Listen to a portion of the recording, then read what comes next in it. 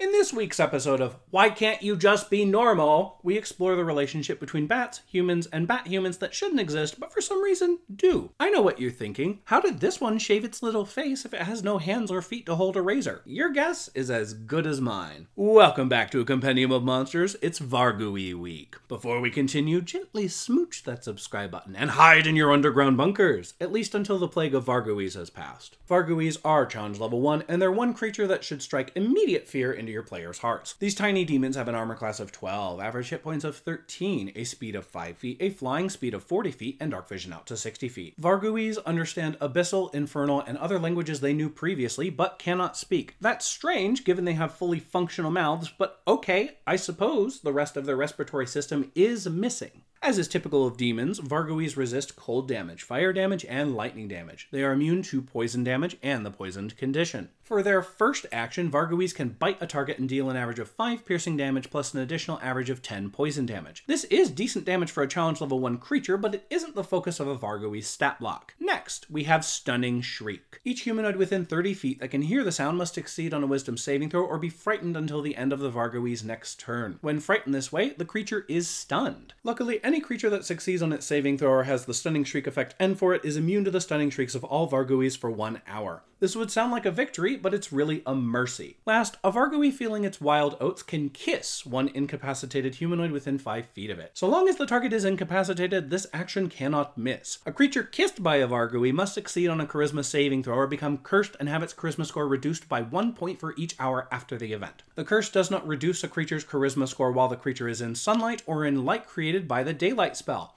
Yes, this is the one instance where the daylight spell actually does something sunlight-esque. Why name the spell daylight if the light it produces isn't sunlight? Ah! Had to get that off my chest. Anyways, as a creature's charisma score slowly reduces, its head takes on fiendish aspects like horns, scarred flesh, extra appendages, and other abyss-inspired nonsense. However, if the cursed creature's charisma score is reduced to a 2, its body dies. Its head immediately rips itself from the dead body and becomes a new Vargooey. Isn't it exciting? Behold, the miracle of rebirth! If you'd like to avoid all this painful magic like, oh, I don't know, remove curse, can immediately undo all of the effects brought on by the Vargooey's kiss. Now you just have to grapple with the memory of being kissed by this wretched thing. Vargooeys were created in the Abyss for no other reason than a you to humanoids on the material plane. While individual Vargooeys are not much of a threat for even the most basic of adventuring parties, they typically appear in large swarms. If a demonic summoner does not take precautions to only summon the demon they wish to control, it is very possible that a Vargooey can effectively piggyback the summoning onto the material plane. As if you needed a reason to not summon demons, right?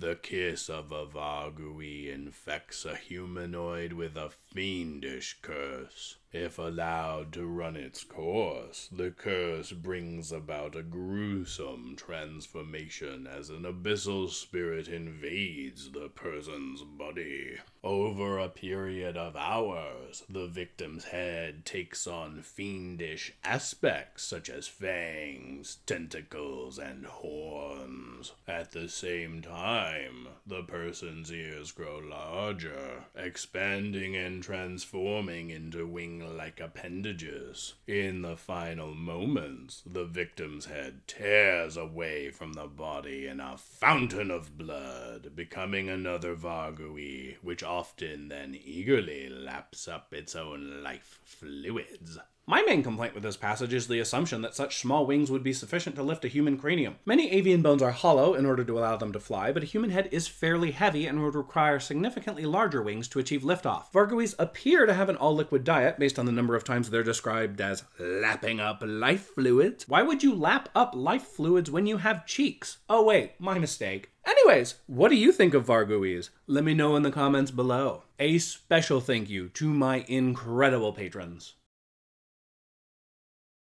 And thank you so much for watching. If you enjoyed this video, please hit that subscribe button, smash that like button, share my video on your Twitter, Facebook, or other social media, and make the leap to become one of my patrons on Patreon.